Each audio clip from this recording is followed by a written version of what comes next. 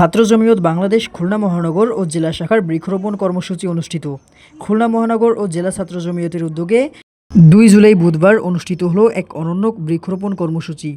দেশের বাতাস দেশের মাটি, গাছ লাগিয়ে করব খাঁটি, এই স্লোগানকে সামনে রেখে সংগঠনের সদস্যরা বিভিন্ন প্রজাতির চারা হাতে নেমে পড়েন সবুজায়নের মহান উদ্যোগে।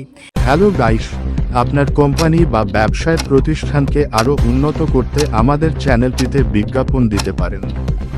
প্রয়োজনে হোয়াটসঅ্যাপ 01799381524।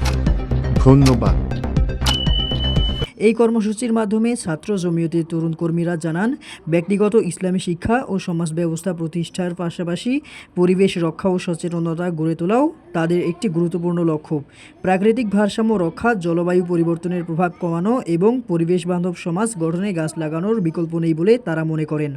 বৃক্ষরোপণ কর্মসূচির অংশ হিসেবে নগর ও জেলার বিভিন্ন মাদ্রাসা, শিক্ষা প্রতিষ্ঠান ও জনসাধারণের মাঝে বিনামূল্যে ফলজ, বনজ ও ভেষজ গাছের চারা বিতরণ করা হয়। পাশাপাশি শিক্ষার্থীদের মাঝে গাছের গুরুত্ব ও যত্ন বিষয়ক সচেতনতামূলক আলোচনা অনুষ্ঠিত হয়। ছাত্র জমিয়তের নেতৃবৃন্দ বলেন, এই উদ্যোগ একদিন সীমাবদ্ধ নয়, বরং বছরের বিভিন্ন সময় জুড়েই এ ধরনের কর্মসূচি অব্যাহত থাকবে। তারা প্রত্যাশা করেন, দেশের প্রতিটি নাগরিক নিজ নিজ অবস্থান থেকে অন্তত একটি করে গাছ লাগিয়ে পরিবেশ রক্ষায় ভূমিকা রাখবেন। সবশেষে তারা এই মহতী উদ্যোগে সহযোগিতার জন্য স্থানীয় জনগণ, শিক্ষকবৃন্দ ও সংশ্লিষ্ট সবাইকে আন্তরিক ধন্যবাদ জানান।